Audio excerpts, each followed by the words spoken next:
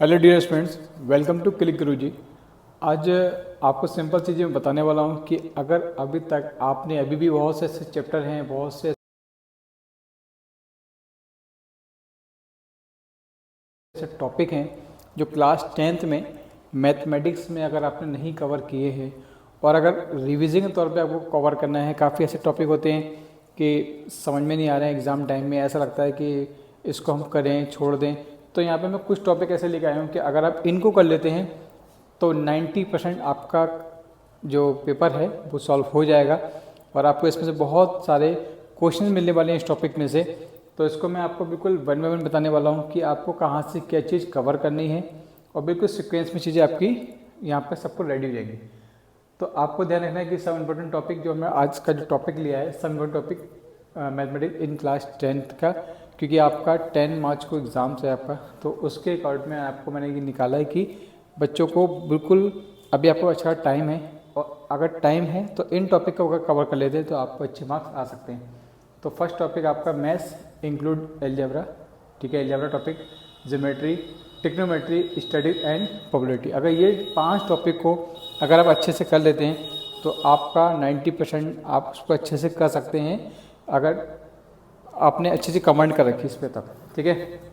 Next में अगर आप देखें तो पॉलिनोमियल्स में अगर आपका जो टॉपिक एलजेब्रा वाला है उसमें कवर क्या करना है वो देखिए। पॉलिनोमियल में आपको दे रखा है an algebraic expression that the contain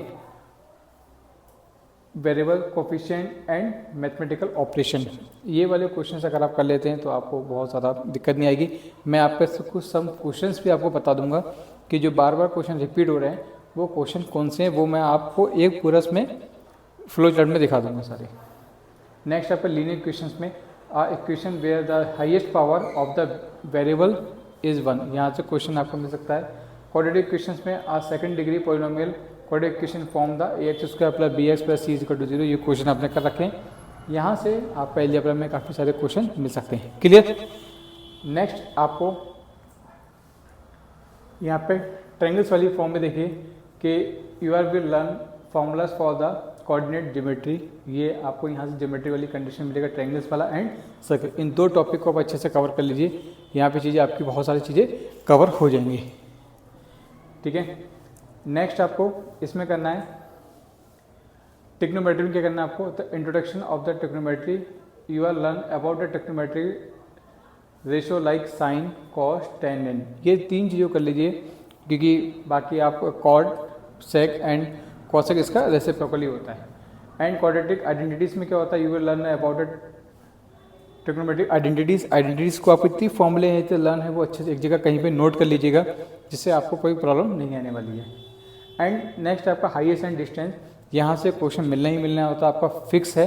तो ये कुछ चीज़ें कर लीजिए और खासकर अगर आपको ऐसा दिक्कत आ रही है कि मैं अब इतना कहाँ से करूँ तो कुछ मत कीजिए, जितने भी NCERT वाले क्वेश्चन हैं आप उसको कर लीजिए। ये आपका एग्जाम्पलर है तो एग्जाम्पलर कर लीजिए, आपका काफ़ी हद तक मार्क्स अच्छे आ सकते हैं। नेक्स्ट आपको मिलेगा टॉपिक स्टैटिक्स एंड प्रोबेबिलिटी।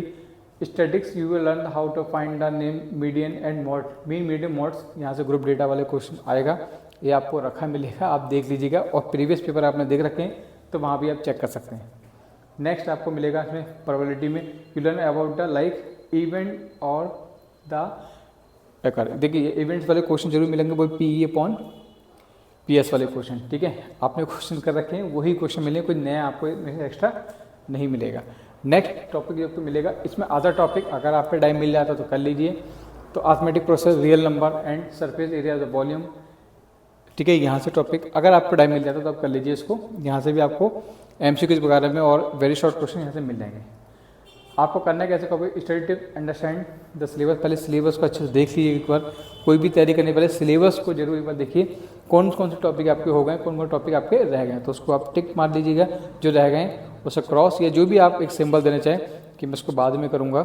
तो जो टॉपिक आपको बहुत ज़्यादा टफ लगते हैं तो अभी थोड़ी देर के लिए उसको स्किप कर दीजिएगा, ठीक है। आपको जो अच्छे से कवर कर रखा उसको और स्ट्रॉन्ग कीजिए ताकि एग्जाम्स में ऐसा ना हो कि वो क्वेश्चन आता हुआ क्वेश्चन छोड़ के आ जाए, वो काम आपको नहीं करना है।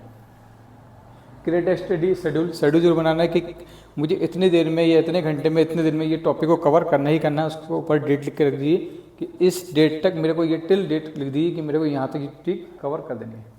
प्रैक्टिस प्रीवियस पेपर आप इनफैक्ट अगर सॉल्व नहीं कर सकते तो इनफैक्ट आप देख तो सकते हैं ना, आपको ओसवाल या और सब बहुत सारे प्रैक्टिस पेपर आपने ले रखे होंगे, तो उसमें आप देखिए कि कौन सा क्वेश्चन रिपीट हो रहा है, उस क्वेश्चन पे फोकस कीजिएगा।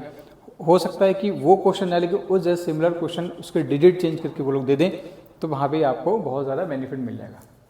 And master formula of the theorem and practice time management, तो आपको ये ध्यान रखना है कि यहाँ पे जितने भी पहले फॉर्मूलेज हैं, कोशिश कीजिए कि जिस टॉपिक को आप कवर करना चाहते हैं उस टॉपिक के फॉर्मूला एक पेज पे लिख लीजिए, जिससे कि आपको बार बार देखने की जरूरत ना पड़े। एक जगह उसको नोट कर लीजिएगा कहीं पर, ताकि आपको दिक्कत नहीं आएगी। उसकी थ्योरम्स हैं, थ्योरम्स देख लीजिएगा। एंड प्रैक्टिस टाइम, ये भी देखिए क्वेश्चंस करने से जब आप स्टार्ट करें तो ये मत करना कि क्वेश्चन लेके बैठ गए हैं उसको करे पढ़ें, उसका टाइम मैनेजमेंट देखिए कि मुझे ये क्वेश्चन लॉन्ग क्वेश्चन को कितनी देर में क्वेश्चन कवर करना है, शॉर्ट क्वेश्चन कितनी देर में कवर करना है। ऐसा नहीं कि वेरी शॉर्ट क्वेश्चन को आपने बहुत लंबा टाइम दे दिया, फिर लॉन्ग क्वेश्चन में आपको दिक्कत आएगी। तो कोशिश कीजिए कि लॉन्ग क्वेश्चन करिए, फिर शॉर्ट, फिर वेरी शॉर्ट, और जो आता है पहले उसको कीजिए, ठीक है। कभी कभी ऐसा भी होता है सॉरी कि हमें सेक्शन ई में से हमें ऊपर के दोनों क्वेश्चन आए होते हैं, ठीक है, और उसमें और वाला जो सेक्शन होता है उसके नीचे में नहीं आते हैं, तो पहले जो आपको अच्छे से आता है पहले उसको कवर कीजिए, जो नहीं आता वो एंड में थोड़ा सा उसको आप एंड में देखिएगा, उस पर फोकस मत कीजिए कि ये कैसे होगा, मैं इसको कैसे कवर करूं, तो वहाँ पे चीज़ें हमारी थोड़ी सी ख़राब होती हैं, तो वो आपको ख़राब नहीं करना है, ठीक है। सो आई थिंक सो आपको ये टिप्स समझ में आ गई होंगी, और बाकी मैं आपको इन 10 दिनों में आपको खूब सारे क्वेश्चंस करा दूंगा, जिससे आपकी खूब अच्छी सारी प्रैक्टिस हो जाएगी। Okay, so thank you so much watching this video, have a good day.